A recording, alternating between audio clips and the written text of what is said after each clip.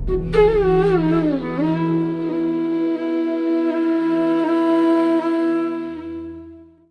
और परमात्मा को ज्ञान मार्ग पे क्या कहा गया? बहुत आसान प्रश्न है, कौन उत्तर देंगे? फरहान, क्या है यहाँ पे आत्मा और परमात्मा?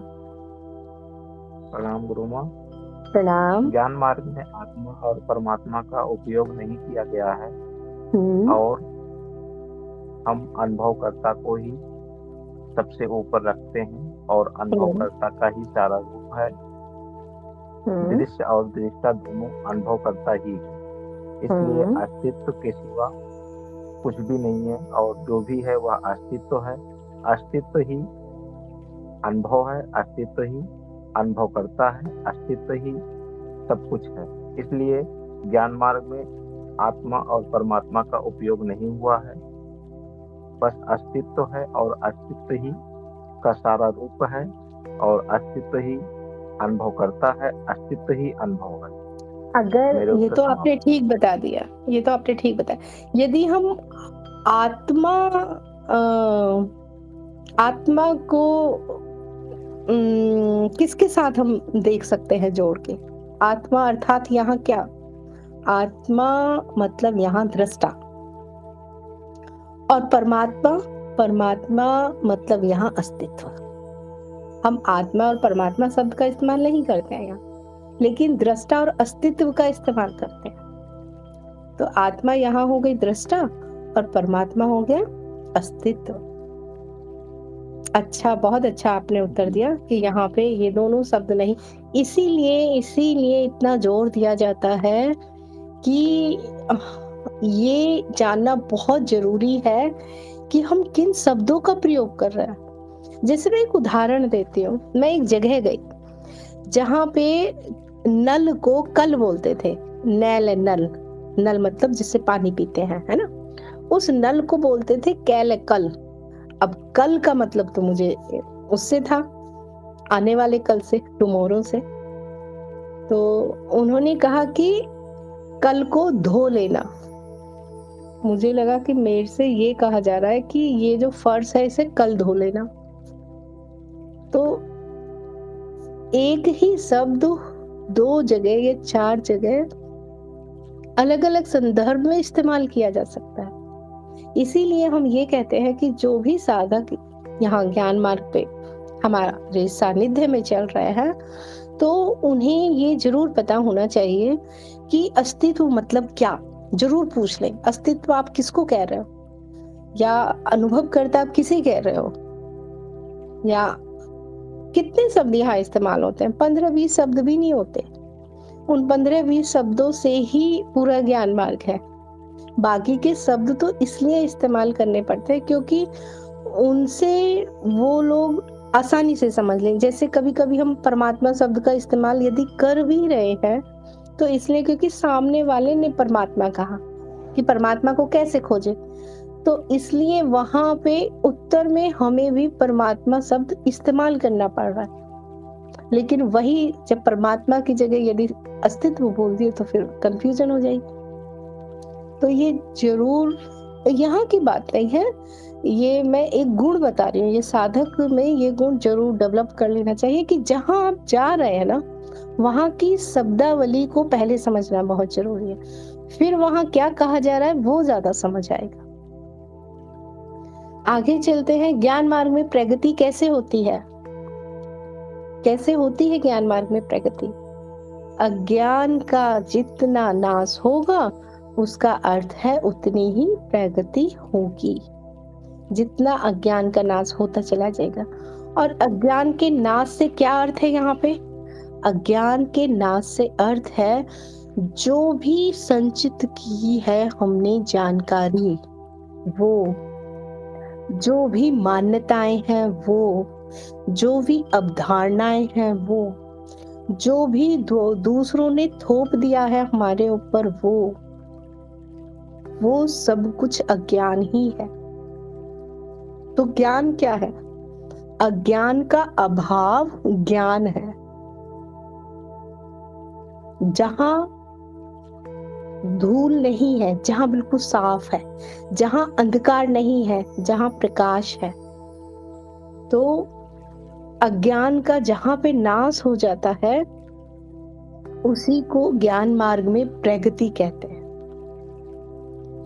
ये देखिए, अगर गंभीरता से कभी बैठ के मनन करेंगे तो देखेंगे आपके अनुभव से जो आया है आपके जीवन में वो कितना % है, और दूसरे के द्वारा बताया हुआ या डाला हुआ या थोपा हुआ मान्यताएं, अवधारणाएं, वो कितने % है। एक तो प्रकृति ने ही ऐसा बनाया हुआ है कि सत्य पे पर्दा डाल देती है माया। इस जागृत को भी सच एकदम दिखा के कैसे सत्य पे पर्दा माया का पड़ जाता है। वो क्या माया का पर्दा कम था जो हम और मान्यताओं को ले लेते हैं। हमें दूसरों की मान्यताएं, दूसरों की अवधारणाएं, आप ये देखिए, जब हमें सत्य की हमें खोज करनी है, यदि मुझे कोई छोटा मोटा सत्य जानना है तो हम दूसरे पे भी यकीन कर लेते हैं। हम टीवी में ऐड आता है उन पे भी यकीन कर लेते हैं, या किसी पड़ोसी ने कह दिया उस पे भी यकीन कर लेते हैं, या हमारे सगे संबंधी ने, रिश्तेदार ने कह दिया उस पे भी यकीन कर। लेकिन सत्य को जानना जितना ज्यादा जरूरी हो जाता है उतना ही सत्य के मापदंड कठोर होते चले जाते हैं। जितना सत्य को जानना महत्वपूर्ण होता चला जाएगा उतना ही सत्य के मापदंड कठोर होते चले जाएंगे। अगर किसी ने ये कहा इस दुकान से सब्जी खरीद लेना, ये साफ देता है, अच्छी फ्रेश देता है, या इस दुकान से सामान ले लेना, तो आप विश्वास कर लोगे क्योंकि वहां सत्य को जानना इतना जरूरी भी नहीं है। अच्छा, इन्होंने कहा है, अरे ये तो हमारे अपने हैं, बहुत सगे हैं, ये सच ही बोलते हैं तो इन्होंने ठीक ही कहा होगा।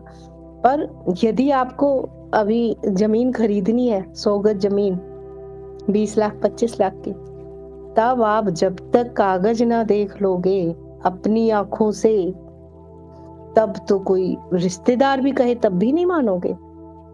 जब तक वकील को ना दिखा लोगे, जब तक तहसील में जाके वेरीफाई ना करा लोगे कि हाँ जो बेच रहा उसी के नाम जमीन है, तो सत्य को जानना जितना महत्वपूर्ण हो जाता है उतना ही कठोर उसके मापदंड होते चले जाते हैं। ये चीज ध्यान रखना। और यहाँ पे हम क्या खोजने जा रहे हैं, मैं कौन हूं। यहाँ हम दूसरे की माने कि मैं लड़का हूं या मैं लड़की हूं, क्यों मैं दूसरे की मानूं कि मैं हिंदू हूं, मैं मुस्लिम हूं, क्यों मैं दूसरे की मानूं कि मैं सुंदर हूं, बदसूरत हूं, मैं बुद्धिमान हूं, मैं मूर्ख हूं, या मैं हिंदू हूं, मुस्लिम हूं, मैं पंडित हूं, मैं राजपूत हूं। क्या इन सब के बदलने पे मैं बदल रही हूं? आज मेरा नाम कुछ ए है, कल मेरा नाम बी हो जाएगा, या आज यहाँ रहती हूँ, आज मैं भारतीय हो गई, कल मैं दूसरे देश में रहने लगूं तो मैं वो हो जाऊं। तो जब सत्य की खोज हम मैं कौन हूं इस पे जा रहे हैं, तब हम किसी की भी नहीं मानते। तब कितना भी श्री कृष्ण कहते रहें, आत्मा ना मरती है, ना पैदा होती है, ना उसे भूख लगता है, ना अस्त्र मार सकता है, ना शस्त्र मार सकता है, कितना भी गुरुजन बोलते रहे, नहीं, वो तो हम दूसरे कितने भी कहते रहें, ये तो मेरे अपने ही अनुभव से होगा तो हम जानेंगे। और दूसरे के जानने पे यकीन भी नहीं आता, चाहे कितना भी ग्रंथ रट लो, इतना भी रट लो। इसीलिए अध्यात्म व्यक्तिगत है। आगे क्या वेद पढ़ने से ज्ञान होता है? देखिए, अभी हम यही बता रहे थे कि नहीं, पढ़ने से, वेद पढ़ने से ज्ञान नहीं होता। अगर होना होता तो इतने सारे गुरुओं की, इतने सारे व्याख्यानों की, इतने सारे धर्मों की, ग्रंथों की जरूरत नहीं होती। तब तो वेद ही पढ़ लेते, काम हो जाता। नहीं, वेद एक कसौटी हो सकते हैं हमारे लिए। अभी मैं बता देती हूँ, स्व समानता का अर्थ होता है कि जैसा छोटा है वैसा ही बड़ा है। जैसे टहनी है वैसा ही पेड़ है। ये हो गया स्वयं समानता का नियम। इस नियम से हम बहुत सारी चीजें समझ सकते हैं। ज्ञान मार्ग पर कितने चरण होते हैं? तो 3 चरण है मात्र, श्रवण, मनन और निधिध्यासन, मतलब साक्षी भाव, या उसे कहते हैं चेतना में रहना। आगे बढ़ते हैं। ज्ञानी के लिए भी क्या कोई नियम है? इसका उत्तर मैं पुराने साधकों से लेना चाहूंगी। देखो मैं उन्होंने कितना मनन किया है, कितना साधा है ज्ञान को। कौन इसका उत्तर देंगे? प्रज्ञादीप है। प्रज्ञादीप बोलिए।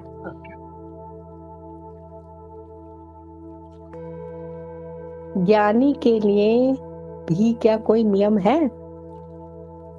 क्या मेरी आवाज सुन पा रही है? हाँ बोलिए। हाँ, प्रणाम गुरु माँ और सभी साधकों को प्रणाम। बहुत ही सुंदर प्रश्न है। जब शुरुआत में हम नए नए साधक होते हैं और किसी भी मार्ग पर चलते हैं, तो जब तक हम उस मार्ग की जो शुरुआत की चीजें हैं वो हमें नियम से करनी पड़ेंगी। जब तक जैसे कई कोर्सेज होते हैं उनको करने में हमें डिसिप्लिन और नियम दिखाना पड़ेगा और फॉलो करनी पड़ेंगी कुछ चीज़ें। लेकिन जैसे जैसे हम पुराने होते जाते हैं और चित्त के सभी नियमों को समझ जाते हैं और साक्षी भाव में आ जाते हैं, तब हम नियमों से परे ऊपर हो जाते हैं, क्योंकि हम उन नियमों को साक्षी तौर पर देख पा रहे हैं कि हमारे ऊपर, हमारे कर्मों के ऊपर और जो हमें फल मिल रहे हैं या जिस अवस्था में है उसमें कौन सा नियम काम किया है। वहाँ पर स्वीकार, संतोष, समर्पण सब आ गया है और हमें खुद से पता चल जाता है कि हमारा आगे क्या होने वाला है, क्या पिछला किया था जिससे हुआ है, आगे किस चीज से हमारी प्रगति होगी। उन नियमों को समझने के बाद जरूरी नहीं है कि पूरे पक्के तौर पर उन नियमों पर चलें। जीवन में कई बार उतार चढ़ाव आते हैं, अपने आप को बदलना पड़ता है। कई बार थोड़े बहुत नियम मानने पड़ते हैं, जैसे अपने शरीर के लिए जो नियम है, शरीर की स्वच्छता के लिए नियम है, या मनन के लिए जो नियम है, या ध्यान के लिए बैठे हैं वो नियम करने पड़ेंगे। मगर ज़्यादा समय नहीं, मुझे लगता है कि 4-5 वर्ष बाद, या जब आप पक्के साधक बन चुके हो या स्वयं में स्थिर हो चुके हो, अब आप अपनी अवस्था को भूल ही नहीं पा रहे हो, वहाँ पर नियम याद रखने की आवश्यकता नहीं है और कोई भी पक्का नियम रखने की आवश्यकता नहीं है। खासकर हमारे ज्ञान मार्ग में इतना खुलापन, इतनी ओपननेस है कि इसमें हमें किसी भी नियम से नहीं बांधा गया है।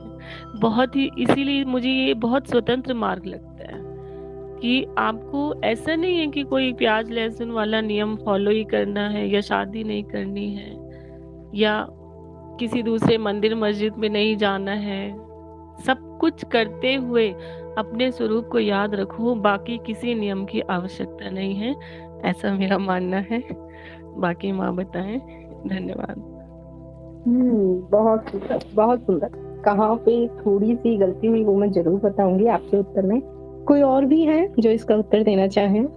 ज्ञानी वह होता है जिसे ये मालूम है कि मैं कोई व्यक्ति नहीं, मैं कोई जीव नहीं, और जो अपने स्वरूप में स्थित है वह ही ज्ञानी है। और ज्ञानी जब व्यक्ति नहीं है तो उस पर कोई नियम लागू नहीं होते हैं, पर ये ज्ञान जिस पर उतरा, जो जानता है, वह उत्तरजीविता के लिए, समाज के लिए, समाज कल्याण के लिए कुछ नियमों का पालन भी करता है।